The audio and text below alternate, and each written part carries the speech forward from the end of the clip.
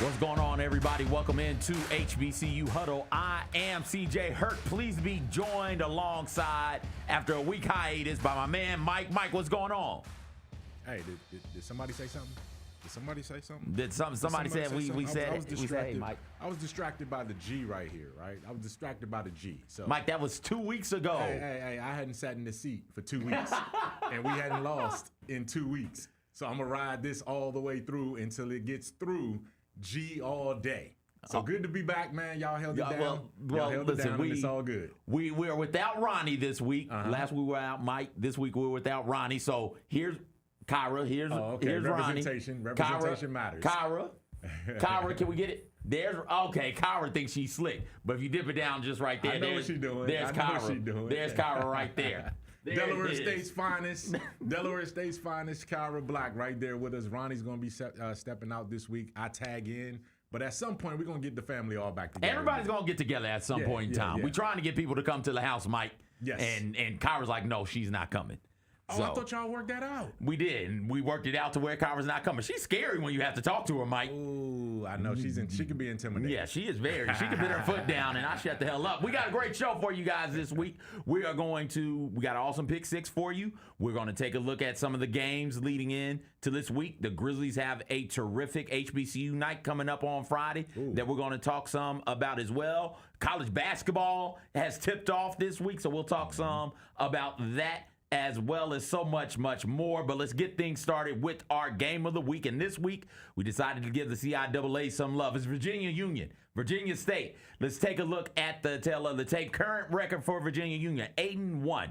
The mascot is Howie the Panther. Fun fact, I do believe it's the first academic library on an HBCU campus was at Virginia Union. Player to watch, Curtis Allen, phenomenal running back out of, stop me if you heard this before, the Virginia Union got another terrific running back. Yep. Virginia State, they are currently 6-3. Troy the Trojan is their mascot. The voice of Shredder graduated from here. Shout out to Uncle Phil, otherwise known as James Avery. Graduated. Okay. Yeah, good stuff right there. Player to watch, Rashawn Matthews Jr., over 2,200 passing yards, 20 touchdowns on the season, and he's got 418 rushing yards to go along with 3 rushing touchdowns. Yep. Mike, what do you like about this matchup? That it's the biggest rivalry we have in that conference, right? In that division. And it's for everything, right? If Virginia State wants to disrupt the race, because right now it's Virginia Union's to lose. They're in the catbird seat up there trying to win that title and do what they do. But this is it's hard to pick that game. It's hard to break it down because you have the passing offense from Virginia State against the rushing attack from Virginia Union.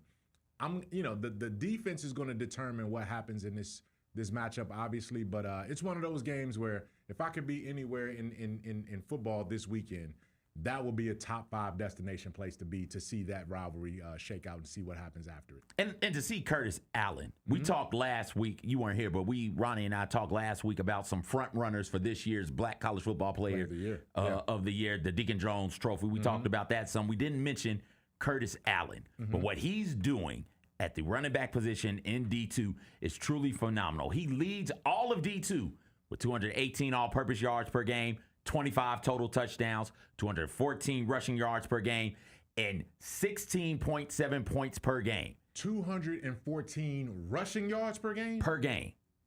Whew. Per game. That's got to be record territory, man. Close That's got to be record territory. Close to it if it's not. 16.7, round that up to 17, which we can just round up to 18. Yeah. That means my man is scoring 3 touchdowns damn near per game. Yeah. Like he is a true force, truly unstoppable. If he's not going for 200 yards in a contest, it's you hold him to 160. It's like, oh, we did something. We shut him down. We shut him down. And then you look, and he's got 4 touchdowns. It's like, did we though? Man. We did our best. This Virginia Union team, I think, regardless of whether or not they win the conference, because I think they got this game and then a conference championship game as well. They're in the D2 playoffs certainly, and they have a great chance to make noise in the D2 playoffs with this running attack. I've seen them knock on the door, and we've seen our Division II teams knock on the door in these playoffs. Win a round, win 2 rounds, advance to the final, Final Four of the Division II. So we've seen teams get far This team has all the makings to do that. And when you have a running attack like that, particularly as we get deeper into the cold weather months, and your defense is able to hold up as well too, I mean, that's they have the recipe for success, and they have a certain frontline player that they can rely on week in and week out. Absolutely. Let's pick the game. Let's get our pick started right now, right here, right now. Virginia State taking on Virginia Union. Take a look at the records up there. Mike is at 60-29. Ronnie is at 53-41, and I am at 65-24. I got work to do, man. You pulling away, CJ. You pulling away, man. I'm holding on for dear life. we got this week, and then for D2 football, and then they'll play a conference championship game, and then some of those teams, the Virginia Unions of the world, will go to postseason. Benedict's, Albany States. They'll go and play in their postseason, but their regular season will be done after this week. Tuskegee will play in the Turkey Day Classic for some reason, whatever. It's a great classic. I love it. I'm excited for it, but damn it, Tuskegee. But there's 1 week left of regular season football, D2 for the most part, and it's 2 weeks left of regular season football for the most part in the FCS. So we're coming up on the end of the season here, Mike. I mean, it's November. You know what I mean? We're a week into November right now, and then Thanksgiving is right around the corner. You see the MEAC and the SWAC edging towards its representation for the Celebration Bowl. It's the end of the season when the MEAC conference play starts. That's what I've realized. When it starts, it's like, oh, the season's almost over now. That's true, man. That's true. So these games are going to be vital as you try to hold on to your hold on for dear life. I wish I could just take a knee.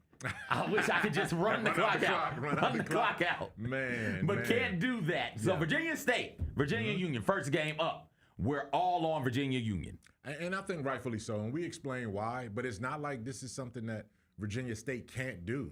They can make themselves, especially with the kind of offense that they have in the dynamic. If they stay on the field, you keep Virginia Union's running attack off the field. So ball control and time of possession is going to be key in this game. And Virginia Union will have a shot, but Virginia State will have a shot, but we all swept. It's a rivalry game, man. And anything happens in a rivalry game. Absolutely. Next game up, Jackson State takes on Mississippi Valley State.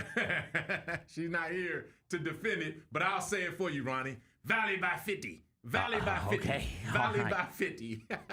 Mike and I are on Jackson State. This is the rivalry. Here's rivalry? Somebody. What rivalry? I think there ain't no rivalry. I think Valley thinks it's a rivalry. Mike, here's the record. Okay. Here's the record. Jackson State is 28-1 their last 29 games against Mississippi Valley State. Okay. That means that they got one win in 2014. Say for that one win in 2014, you'd have to go all the way back to like 95 to find the last Valley win over Jackson State. Jackson State is also undefeated in Idabena. They've never lost there. Okay. Ever. It was a neutral site game for a while, and then they started doing the home and home thing. And the one win that Valley has over Jackson State came on the road at Jackson. Okay. All time. Well, going back to 1953, the Tigers are 64-6-2 against the Delta Devils. So I with all of that, just the history there. It would be hard for me to pick Mississippi Valley in this situation. And then you factor into the talent and the coaching and what T.C. Taylor is doing at Jackson and first year head coach at Valley, and they're still trying to find their way there. Jackson State's going to name their score in this game, I think. Yeah, you would think so. So here's what we'll do. In honor of Ronnie. If Jackson State finds a way to lose to Valley, we're going to give Ronnie 10 points. 10 wins. She gets 10 wins for this one. 10 wins for this one. 10 wins. So she gets 10 for those of you who are just now watching and don't know, Ronnie is an alumni of Valley. Yes. And she loves Straight her Valley school. girl. Absolutely. Straight Valley girl. We love Ronnie. Yes. Every time Valley gets a win, we give her 5 wins for one Valley win. Because she's picking Valley no matter what. No matter what. Valley versus Jackson State, Valley by 50. Valley versus 85 Bears, Valley by 50. Valley versus Bill Belichick, Tom Brady, and that Dynasty Patriots, Valley by 50, right? No She's going to ride for Mississippi Valley State. Yes. And to reward her for her loyalty, we give her 5 wins. And you're saying in this game. In this game. In this game only. In this game only. This They game win. only. Yes. Not if they keep it close. Nope. They got to win. If they keep it within a touchdown, she gets 5 wins. Within a touchdown, If she they gets win 5. it, she gets 10. All right. If they keep it within a touchdown, a 7-point touchdown, not a 6-point touchdown. A touchdown plus the extra point. Gotcha. Because you know how the extra points go in black college football. It's not a guarantee. It's not a guarantee. Well, one score. So one score. So 8 points or less. Hey, okay, we'll give it 8. One score. If they keep it within 8, she gets 5 wins. Gotcha. If they win straight up, she gets 10. All right. Here we go. She might take over the bowl. She might take over the standings. Absolutely. People like you, Mike, is why I wish I could take a knee, run out the clock, baby. Next we gotta game. keep it interesting. Next game up, Delaware State takes on Morgan State, one of the true feel-good stories of the season. Delaware State had a margin of victory last year of negative 19.8 points per game. They are now in the driver's seat or in one of the driver's seats for the MEAC crown. This is a matchup of the two best rushing teams in the MEAC. The Hornets lead the FCS in rushing yards per game, and the only FCS team to average 300 rushing yards per contest, averaging about 304 yards per game. Mike, there are 3 HBCUs before we get to this game. There are 3 HBCUs in the top 5 of the FCS in rushing yards per game. 3 of them. Can you name them? I gave you 1. Oh, you gave me 1. So Delaware State is 1. All right, in the FCS, you said. In the right? FCS, in the FCS. Ooh, I can't. You can't. I can't. I'm Jackson State. They're number 2. They're the second. They are at 273.8 yards per game. I say, is it Bethune-Cookman? No. Okay. It's somebody that I'm not thinking of. It is somebody you're not thinking of. And we talk about this team quite a bit because we do enjoy this quarterback. It's them? It's Alabama State? It's Alabama State. Alabama State is 5th, 231.6. But they got a quarterback that can run. Yeah, absolutely. That Mike, makes sense. You and Ronnie are in Delaware State. And Why? you're hating. So, again, I'm borrowing from Ronnie. Why are you hating? Because there's no reason for you to pick Morgan State in this one. We both love Damon Wilson. He's been on our show. We love Damon Wilson. We ride for him, especially when he was back at the D2 level. But there is no reason to pick against Delaware State at this point, man. I think Delaware State has won. Not I think. They have won a bunch of close games this season. They have. That game against Norfolk State could have ended disastrously for the Fighting Cowards. They messed around in that game. They messed around, and had it not been for a block punt early in that game and self-inflicted wounds by Norfolk State, which it seems to be their MO this season, but had it not been for those things, Delaware State does not win that game. Now, I don't want to take anything away from the winning team because you got to go out there and win. And we talked a couple of weeks ago about knowing how and learning how to win, and Delaware State can do that and has done that so far this season. But I think they've been playing with fire a bit this year. Yeah. There have been a couple of games like that, not just a Norfolk State game. There's been 1 or 2 other games that where it is, they won. And it's great that they won because Delaware State hadn't been this good at football in quite some time. But when you stop and you look at it, it is they could have and probably should have lost that game there. Yeah, it's been a couple games like that on their schedule. And I think that Morgan State, with Coach Wilson, with stud at linebacker and a really good defense, I think that they can do enough to overcome what Delaware State can do on the ground. And if it gets close and Delaware State needs to go out there and take a win from them, I don't think Morgan State is going to just give it away. Right. Okay. Right. And that's so fair. that's why. Fair. And I feel that's like fair. Delaware State, as great a story as it is, and it is a great story, feel like they're due to lose 1, maybe 2 more games. That's they ain't got much time to lose. They end with South Carolina State. Right. And so Morgan State, South Carolina State. I do believe Howard is still left on the schedule. So there's some interesting teams there for them to try and get the win against. You made your case, man. You made your case. Well, and I know Damon Wilson and that defense will be competitive. And you're saying if it's within a 1 score going into the 4th quarter, it's anybody's game at that point. I'm just gonna ride with Deshaun Jackson and them boys because I love the story that they've been, and they're not infallible. They certainly can lose, but we'll see. You brought up Bethune-Cookman. Yeah. They're our next game during our conversation about top rushing teams and all of the FCS. They take on Grambling State.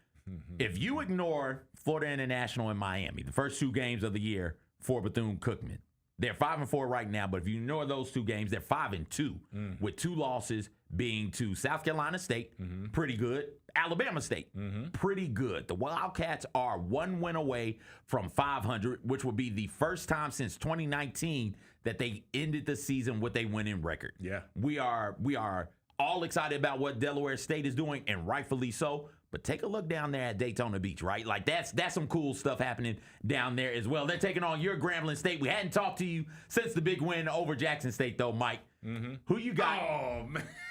Okay, CJ, I see what you're doing. But that's all right. This speaks all I need to say, man. You see, there's 2 G's up there, and it's a G right here, and it's a G in me, too. So I'm going to go with my Grambling State Tigers. These guys have pulled off miracles in back-to-back weeks because we certainly should have lost last week as well and scored in the last 3 minutes of that game to sneak a bad. Like, when you can win looking bad, then that builds resolve right now. So I'm going to ride this little winning streak we're on right now. And I say we beat Bethune-Cookman. Bethune-Cookman is tough, though. Yeah. They, outside of Delaware State, to your point, they are the most improved team in all of black college football. Bethune-Cookman certainly is doing a great job down there. And, what is it, Coach Woody? Yeah. Coach Woody is Raymond Woody Jr. It took a while for him to get himself established, but he finally got it, and they're turning a corner right now. They're recruiting well. They're getting their facilities a little bit better. And, man, kudos to them for what they're doing down there because they are the team. They are one of the surprise teams that we've seen this year. Absolutely. So Mike and Ronnie are on Grambling. I'm taking Bethune-Cookman. It's going to be a great game. Looking forward to seeing it. Your lead already. One of the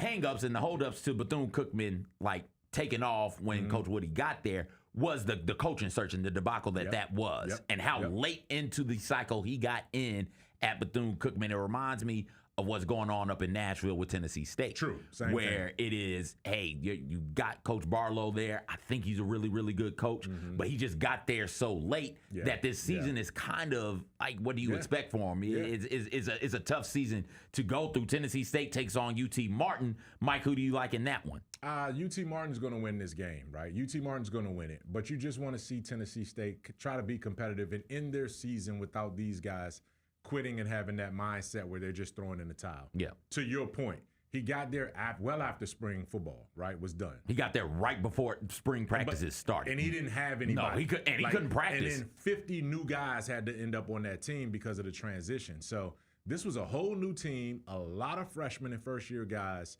And so this was one of those years where if you can establish some culture and a no-quit attitude, then you can build from here. But this is going to be a tough one because UT Martin is one of those teams that, especially playing at home, they know how to win. I think that game is at UT Martin. And if it is, I mean, that's a place where it's hard to win a game. We're all on UT Martin, me, Ronnie, and Mike. Norfolk State takes on North Carolina Central. Walker Harris's last 2 games, 354 passing yards and 2 touchdowns with 1 interception and a loss to the Fighting Kyras, and 321 yards passing, 4 touchdowns and 2 interceptions and a win over Howard. Mike, this is a matchup. MEAC implications. North Carolina Central cannot afford another loss in conference. Who do you like in this one? It's a tough one, man, because it's getting to the point where I'm not trusting North Carolina Central as much as I want to, but I do think they're going to win this game, and I think they have to because you can't go against Oliver in this situation. All the cards are at the middle of the table right now, and it's put up a shut-up time for him. You can't hear Kyra groaning in my ear because I skipped one. I went out of order. I apologize. But she made it look smooth, though. See, that's how Kyra is, because Kyra is a professional. Absolutely. Absolutely. Tuskegee plays Miles. Like, who you got, Mike? Man, this is my last shot, man. This is my last This time. is your last shot. This is my last You said time. last time it was the last time. And y'all won. Okay.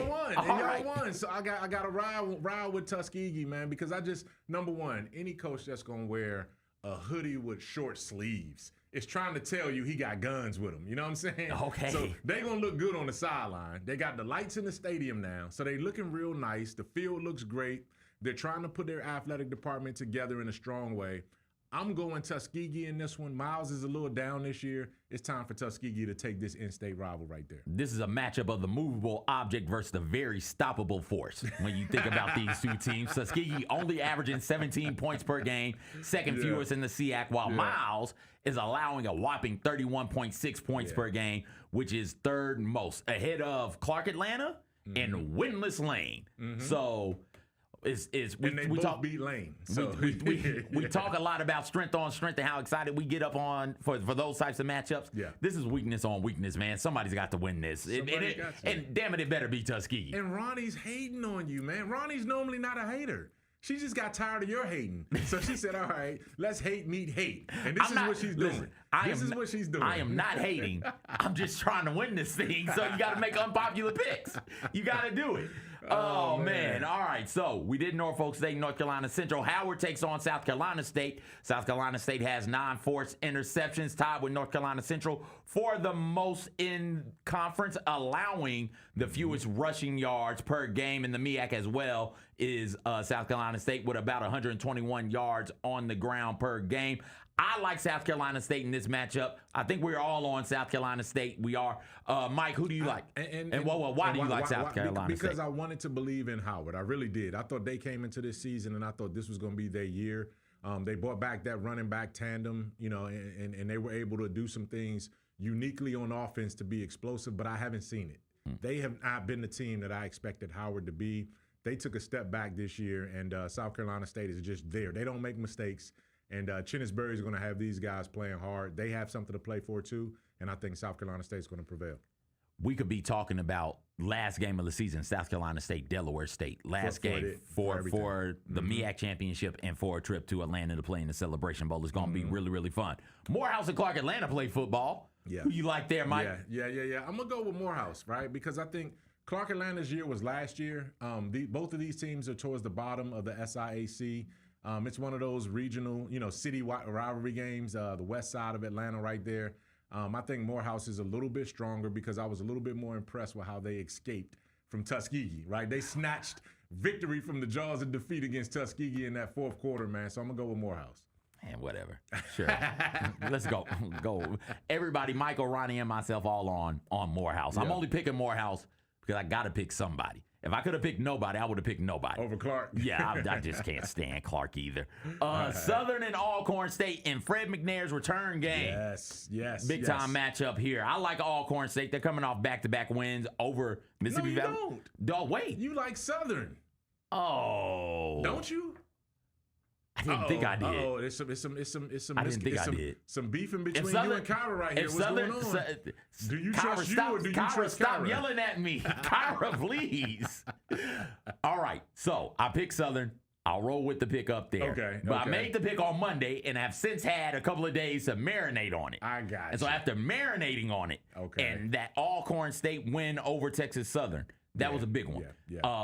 After marinating on it, I should have asked Kyra, but I'll be afraid, Mike. I'll be afraid to ask Kyra to change stuff because Kyra be mean to me when I ask her to change stuff. But Southern is up there. They got to beat somebody in conference, don't they? Southern can't go winless in the SWAC this year, can they? Yes, they can. I hope not. I hope not for our guy Fred McNair's sake. I want him to try to get that job and really get a chance to build moving forward, but he's got to win this game to give himself some room and some opportunity. If he wins this game and then they're not going to beat Grambling, but if they beat Grambling, the last coach that beat Grambling kept the job, and so he can certainly make his case. I get your point about being afraid to ask Kyra to change it. There's Debo, and then there's Debo's sister, Deborah. Yes. Right? So Kyra's big Deborah. Kyra's Deborah on this one. She Deborah'd you on this one. But I tell you what we'll do is I'll make an executive decision and say that if Alcorn wins, you get credit for Alcorn because you're picking them before the game. Right? Got you. So good deal right there. Right. Kyra, you're right. I don't want no trouble. I don't want no smoke. I don't want to see you in the next 3 or 4 days either, but I got to see you tonight anyway. So anyway, let's give him credit for the Alcorn pick. All right. Kyra's still yelling at me, so we're going to take a break. I'm going to finish getting yelled at. We got a fantastic interview on the other side. The Memphis Grizzlies HBCU night presented by Pinnacle is happening this week. Jadyn Cobb is going to join us to break that down. She's a proud Howard alum, so we'll talk some about that and more on the other side of HBCU Huddle, on the other side of the break on HBCU Huddle, right here in the Built Ford Tough Studios on Grind City Media. Jeff Dunham, Artificial Intelligence, his all-new tour. You're the other white meat. How can you be so smart on one hand and so stupid on the other? Well, you're half of it. I realize I could have avoided all this years ago with one simple word. I do not. Silence! Don't miss a Memphis. Friday, April 10th, FedEx Forum. Tickets on sale Monday, September 29th at jefftudham.com. Now that's the new edition way. I feel like there's another level we can take it to. What you think, Mike? 2 steps ahead of you, Slick. What's good, bro? What you doing, man? I'm in. Woman, you don't even know what I'm getting ready to ask you. Here's the vision. All 3 of us on the same stage every night. Gonna be crazy. No barriers, no separation. It'll be like 9 kings and a queen. The next level starts now. Nate Bargatze. Look, I say a lot of dumb stuff. I try to keep it in front of large groups. Seems to go better that way. Big Dumb Eyes World Tour. When you say something dumb one-on-one, it's a lot for that person. I'll say it, then I can just feel that they feel the weight of my life on their shoulders. Tickets and info at NateBargatze.com. Don't miss the Big Dumb Eyes World Tour. Nate Bargatze. Catch us if you can at Southland Casino Hotel and win your share of up to $1.8 million in free play and prizes. Join us for drawings every Saturday in May, June, and July. Each month, over 900 winners will take home free play or drive off in a new car or motorcycle. Be there for all 6 grand finale drawings and try to catch us if you can, only at Southland Casino Hotel. Must be 21 up. Play responsibly. For help quitting, call 800-522-4700. Grizz Nation, don't foul out on dinner plans. Hit Sticks Express in downtown Memphis instead. Fresh hibachi, steak, shrimp, sushi tacos, and yes, our legendary sake slushy to keep things cool. Order online with code STIX901, STIX901, and knock 10% off your tab. It's the perfect pick and roll for game night. Sticks Express, fast, fresh, always a slam dunk. And hey, come see us at our Collierville location too.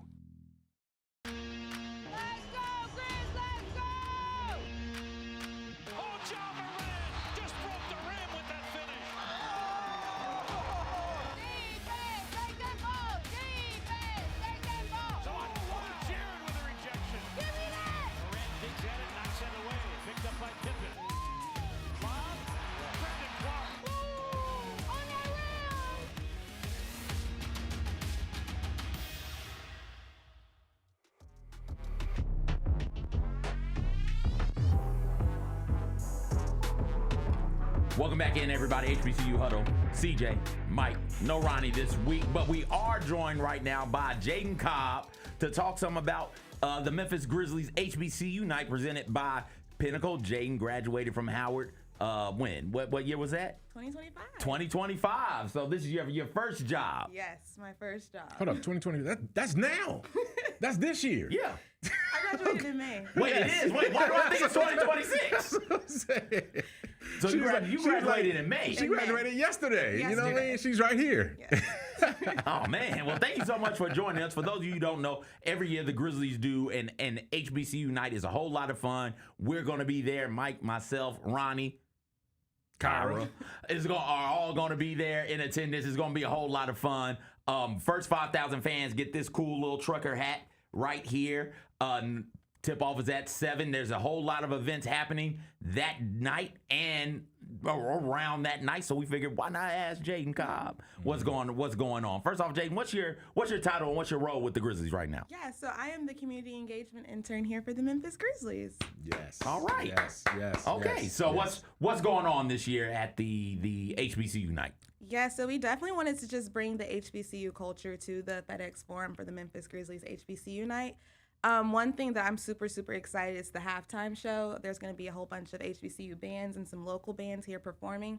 And then also the national anthem is going to be sung by UAPB. So that's going to be really cool. Oh, okay. All right. Yes, that's big time. And to know that this is something we all are invested in, obviously, HBCU Huddle, CJ, myself, Kyra, Ronnie. But the organization, to see the organization year after year under Abushery Owufis's leadership and community engagement commit to this. You know, you being from Memphis, having gone to Howard and graduated from Howard up in D.C., coming back, growing up, how important is it to know that the professional organization in the town where you grew up is committed to doing HBCU events like this to make sure we spread that awareness? To me, it means the world. I think a lot of people aren't exposed to HBCU culture when they're growing up. I unfortunately was, but a lot of people don't even know the importance of HBCUs. They don't know why, we celebrate them so much. So I think having an organization and being a part of an organization that stresses that importance means the world to me, because it's the exposure that people need. It's, a big company like this, people need that exposure. And I think they're using their platform very well in order to educate the community and like the Memphis community and further. I think it's great. It's awesome. It's one of my favorite events that the Grizzlies put on every single year. How is this year's event different than past years? I think this year is different. One thing I'm super, super excited for is the combos at the calf portion. It's a pregame mixer that some of the HBCU alum groups are going to be able to attend and some partners are going to be able to attend. And I think while we are celebrating HBCUs, one thing that I specifically like about this portion is that it leans more into conversation. Yeah. And we're going to be doing, the topic is Black male enrollment at HBCUs and how we can kind of enhance that and raise awareness about that. And so that's one thing I'm very, very excited about, just leaning into conversation. It's great to celebrate and it's great to, see the excellence that we bring, but also where can we go moving forward? Where is the impact that we can do? And I think male enrollment at HBCUs is a great topic to cover because it is something that's pressing in the community. Jadyn, that hits a core with us. And just to give our viewers and our listeners a little bit of background here, and it's kind of unique how this all links. So I'm going to walk us through this real quick, yes. All right? Back in January or February, CJ was doing his research for the show and came across an article and a brother working for the New York Times. Mm-hmm. And he had just done some research about Black male enrollment and how it's at a critical 50-year low. The American Institute for Boys and Men put out a research and a project that showed that Black male enrollment on HBCU campuses is at a 50-year critical low. And the young brother that we had on the show that wrote the article for the New York Times based his article at Howard University. Wow. So you were a student there when he was doing the article there. So we had him on the show last spring, and he talked about the research and some of these issues. And that struck a nerve with me because the HBCU Awareness Foundation, which is run by Corey Allen, who is here in Memphis, a local guy, fellow Grambling alum, puts his foundation together every year to host college fairs and college tours for African-American students interested in attending HBCUs. So that became, and I'm winding all this together. So you went to Howard, yes, where the research was, where the interviews were done at.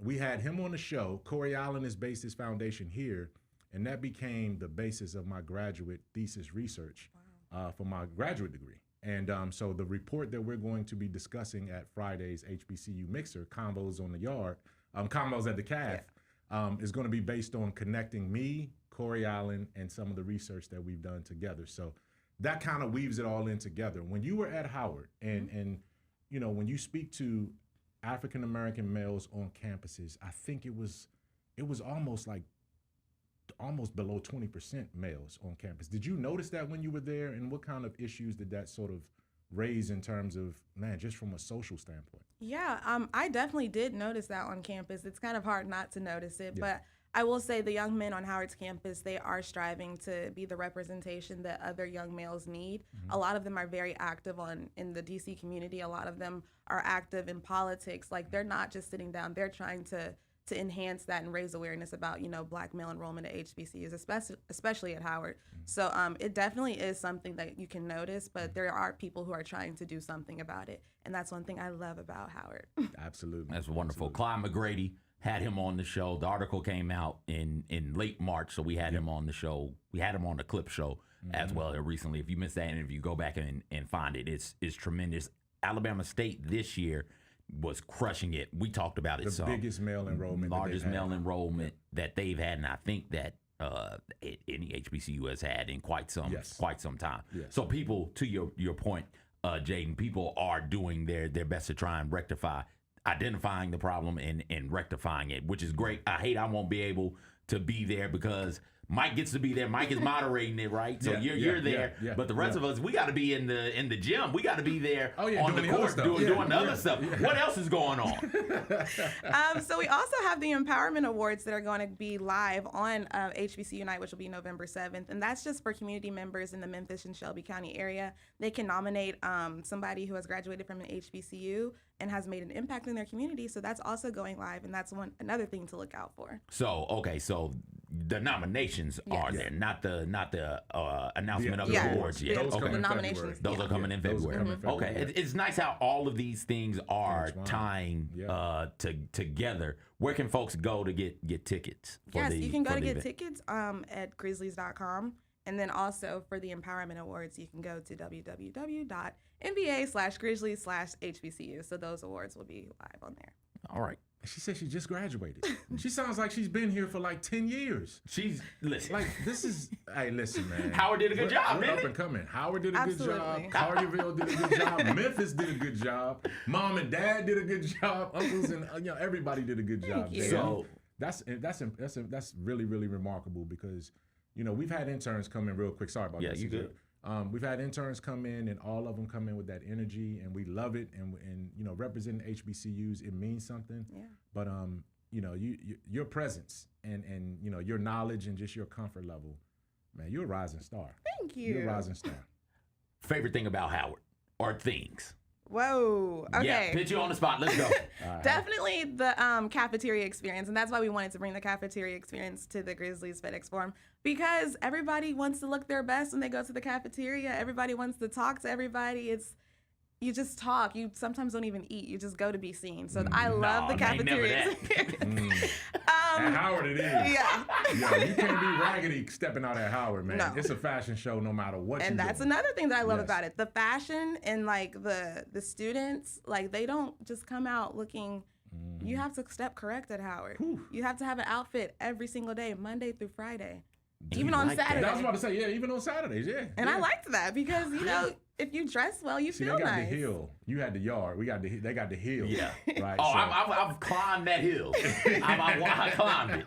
That is a climb. Yeah, it is a climb. But also just being in D.C. I think D.C. is an amazing place. I love D.C. And I think Howard being situated right in the city, it gives you a lot of opportunities. I was a political science major, so that was perfect for me. Yes. Awesome. Well, Jadyn, thank you so much for taking time out of your busy schedule and joining us today. We really appreciate it. We got more coming up on the other side. We're gonna take a look at some interesting basketball stories out of the HBCU sphere, as well as take a look at my ballot and the Box Row media polls, and we got a terrific Pick 6 for you guys lined up as well right here on HBCU Huddle in the Built Ford Tough Studios on Grind City Media.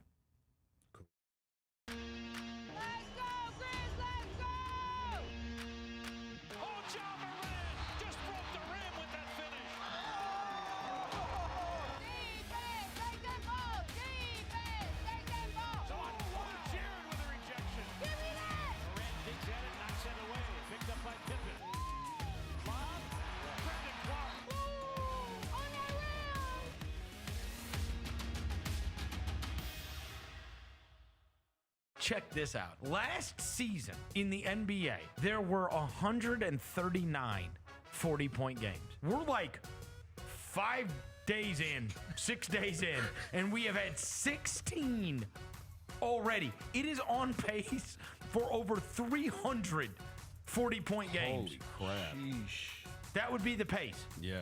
The Chris Vernon Show, live on weekdays at noon on YouTube at Grind City Media and the official Grind City Media app. We are so excited to be joined in studio now by Memphis Hustle head coach Rob Santacola. How excited are you for this to all get started? Super excited. It's something that I think I've done for 20 plus years. So excited about that and just helping our group kind of progress. And it's been fun to watch. Tune in to the Jessica Benson Show with CJ Hurt live every weekday at 8 a.m. on YouTube at Grind City Media and the official Grind City Media app. It's early, but top 4 in win shares per 48 minutes in the NBA right now, Cedric Coward is in that group. Do you want to know who else is in it? Who? Victor Wembanyama, Luka Doncic, and Giannis Antetokounmpo. I like that company. That means the American player with the highest win share per 48 minutes, Grizz rookie Cedric Coward. The Gary Parrish Show, live on weekdays at 10 a.m. on YouTube at Grind City Media and the official Grind City Media app. Watching the Grizzlies is easy with FanDuel Sports Network. If you have cable or satellite, you're all set. Find us on your channel lineup. You can also use your TV provider login to watch games on the FanDuel Sports Network app. No cable or satellite? Subscribe directly to FanDuel Sports Network online. You can also watch on Prime Video by adding a FanDuel Sports Network subscription. Not sure where to start? Visit FanDuelSportsNetwork.com to learn more. Jeff Dunham, Artificial Intelligence, his all-new tour. Just a hand. You're the other white meat. LJ, how can you be so smart on one hand and so stupid on the other? Well, you're half of it. I realize I could have avoided all this years ago with one simple word. I do not. Silence! Don't miss a Memphis. Friday, April 10th, FedEx Forum. Tickets on sale Monday, September 29th at JeffDunham.com.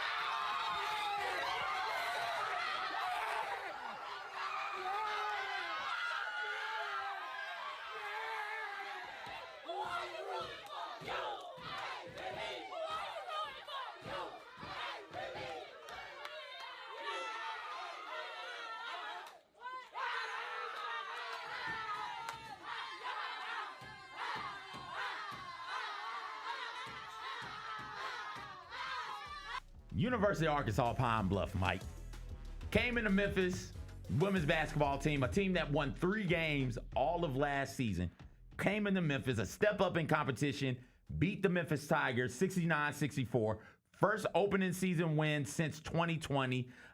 India Bowen scored 29.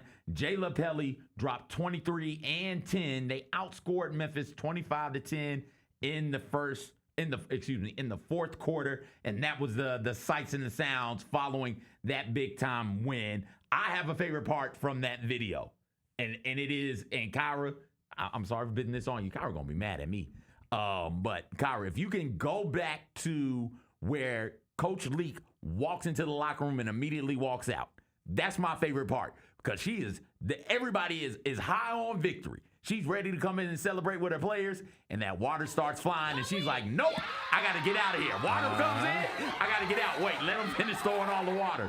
Then I'm coming back in to turn up. I love that. That's such a cool moment, such a fun moment. Shout out to UAPB for getting that big-time win.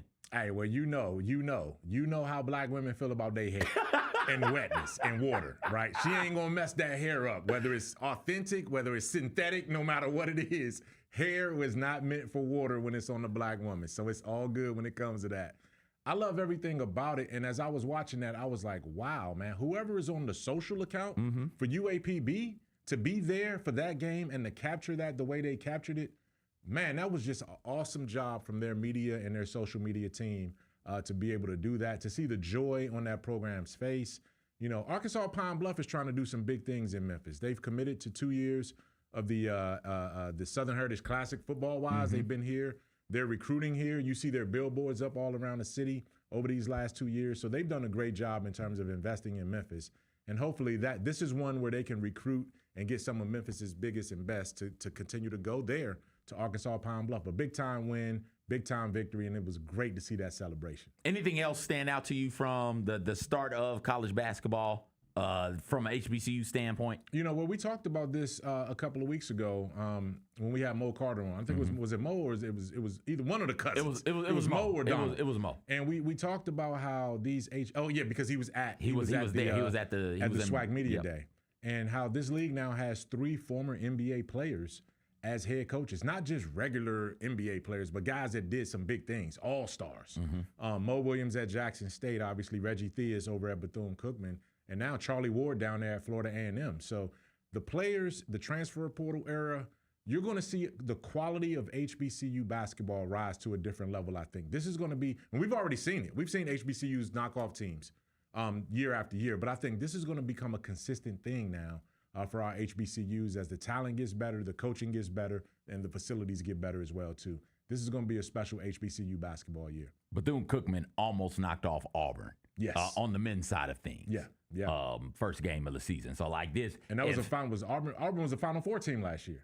They were good last year. They were number one in the country for a while last year. Yeah. Janai Broom, they were good. And listen, when we start talking about that side of things, like the Sweet 16 and the Elite Eights and the Final Four from the season previous, I can't remember, man. It's just so much stuff happening. Yeah, that's true. But you know they were a good team last year. They were a good team last year. And a great program. They very well probably were a Final Four team. I'll look into that and get back to you guys. Let's go now to our back to football. Got my ballot. Got the box of roll polls. Let's start with my ballot, though. Number 1, Jackson State. Number 2, Alabama State. Then we go Delaware State, South Carolina State, Prairie View A&M. Mike, you're clapping. Yes. Because you got some damn sense in your head. You was raised right. Whoever decided that they was going to put Alabama State for the last 2 weeks over Jackson State in the media and the coaches poll need to have their credentials revoked. You're revoking credentials? That team, or your voting privileges, questioned. Mike, that's 15 people. Alabama State should not have ever been won over Jackson State because they just played head-to-head. How you going to put the team? I get it. Jackson State lost. Alabama State either was on a bye or they won. So you got to say, okay, this loss to Grambling had to cost Jackson State something. So I get moving them down, and if you have a reason to move somebody else up. Alabama State lost to that team one-on-one. If anything, put Delaware State number 1. If anything, put a team that didn't beat Jackson State number 1 so you can at least justify why you had Alabama State number 1. Hey, Alabama State only lost by 1 or 2 points to Jackson State. So it was a last play thing. It was one scored 2 yards. They 2 yards short from a win. It was right there. 2 yards short from a win on the road. On the road. I get that. But they still took the L. So I had a problem, and y'all lucky I hadn't been here the last 2 weeks because I've been waiting 2 weeks to throw this up, and I've been waiting 2 weeks to get this off my chest. Hey, listen, we beat Jackson State, but I'm also going to help them back up, man. They should have never dropped from number 1. It's good to see you put them back up at number 1. Yeah, man. Listen. They didn't drop at all last week for me because the team who I had that was next in line was Alabama State. The 2 teams played. We talked about it. The first tiebreaker is, did you play? Right. All right. Who won? That team is a hit. That's why Delaware State sits ahead of North Carolina Central. Right. Like that. That's why. North Carolina Central, speaking of which, is 6. Grambling State is in at 7. Texas Southern, Bethune-Cookman, Virginia Union round out my top 10. What's going on, Mike? Now, if I'm going to be credible, if I'm going to be honest, and if I just went on that rant I just went on, I got to also be able to say, listen, you got to flip-flop Grambling State and Texas Southern because they beat us. They beat us head-to-head. That is a good point. You're right. You're right. Texas Southern, should be 8. Should be 7. Grambling State should be 8. You are correct there. But that's all good, though. I appreciate the love. We are. I know you do, Mike. Let's take a look at the box of roll poll where 15 media members voted for Alabama State 1. Back-to-back weeks, them being 1. Jackson State 2, South Carolina State 3, then Delaware State 4. Virginia Union is at 5. North Carolina Central 6. Prairie View A&M 7. Albany State is at 8. Johnson C. Smith and Grambling State round out your top 10. Both of them tied for 9th. The thing that stands out to me about this, Mike, is everything that you said, sure. But the thing that I want to talk about just for a moment is no matter what, Alabama State can't go to the postseason. And I forgot this. Mo Carter pointed that out to me a couple weeks ago. We were talking about Alabama State and other teams that might stand a chance at postseason play, be it Celebration Bowl or FCS playoffs or D2 playoffs. Alabama State can't go because they have the Turkey Day Classic against Tuskegee, and that's what's going to keep them out. And that is, I love the Turkey Day Classic. I love it. I want it to stay. There's got to be a way for the SWAC and for the MEAC to get with the rest of the member institutions in the FCS and with the rest of those conferences in the FCS and say, hey, man, we played through Thanksgiving. Is there any way we can push the start of the playoffs back? Because Alabama State, assuming everything holds, Alabama State is a team I would love to see in the FCS playoffs. I think they could do some real damage and be a real fun team getting a couple of wins in the playoffs, man. That is a great point, CJ. I'm almost absolutely certain that the FCS and the NCAA won't push back the playoffs for Alabama State. I'm certain that they won't either. But to your point though, is there another way that can be circumvented? And I do think there should be a way if Alabama State is eligible, postseason eligible, or even for that matter, if Tuskegee, because the same thing can happen to them as it relates to the Division II playoffs, right? Mm-hmm. So that would preclude them from being in the Division II playoffs if they were ever good enough to get there to that point, which they have been. And that's why Tuskegee stopped playing. Part of the reason why they stopped playing in the Turkey Day for scheduling purposes. For scheduling purpose for the playoffs. So you got to maintain that Turkey Day Classic. I understand it, but you also have to have contingencies if you're a conference. Tuskegee should be able to find another opponent that's a just in case, whose season might be wrapped up. They can look at that almost as a Division II bowl game. And almost treat it like that. Treat it like a Division II bowl game, because if you didn't make it to the playoffs in Division II, your season's over with anyway, right? Yeah. So have another way for Alabama State to be able to go compete at the highest level from that standpoint. But you would have to have like almost like a 2-week bye. Like a flex. Yeah. Like the NFL does the flex schedule. 2 weeks out, okay, here's the contingent team that will go play Tuskegee in this situation so that Alabama State can still be eligible for the FCS playoffs. And maybe that's the way to solve it from that standpoint. You said something that just triggered something in my mind. Yeah. I think we're going to talk about this next week. Okay. We're going to talk about it next week. But have you seen the partnership with the SEAC and Conference Carolinas? I haven't. Conference Carolina. They're doing that. So they're going to have two teams at the end of the season match up with one another this year. Okay. So season's going to end. They're going to have two teams. Conference Carolina is going to come to the SEAC schools, and then the next year the SEAC schools are going to go there at the end of the season. We'll talk more about that next week. On the other side, though, we got Pick Six. It's a tremendous Pick Six. You don't want to miss it. HBCU Huddle, built for Tough Studios, Grind City Media.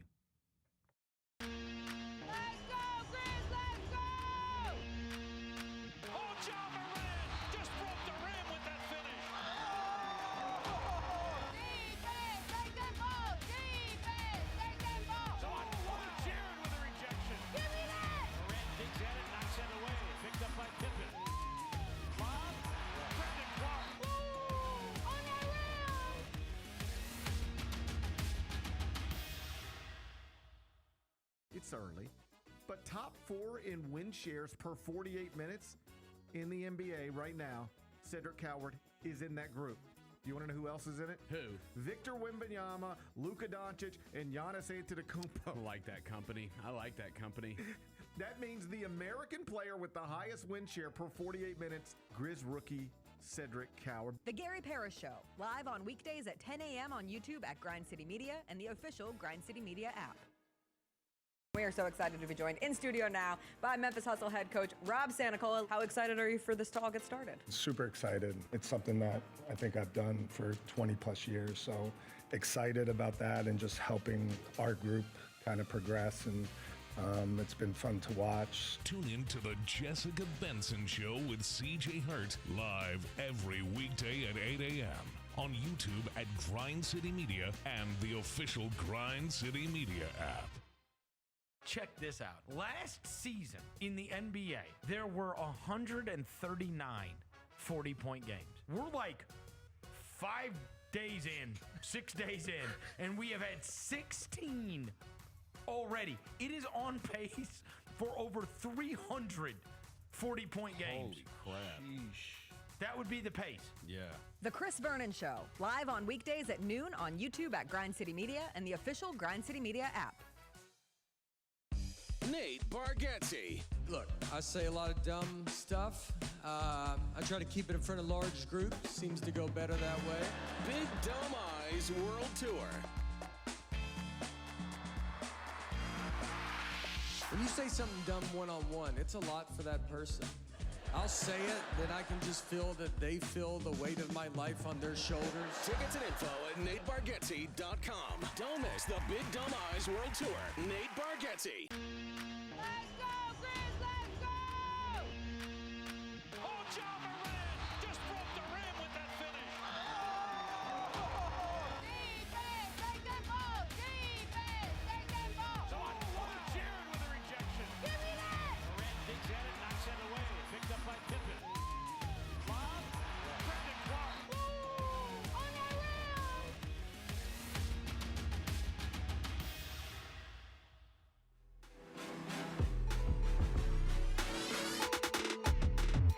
Welcome back in, everybody. HBCU Huddle. This week's Pick 6 is November.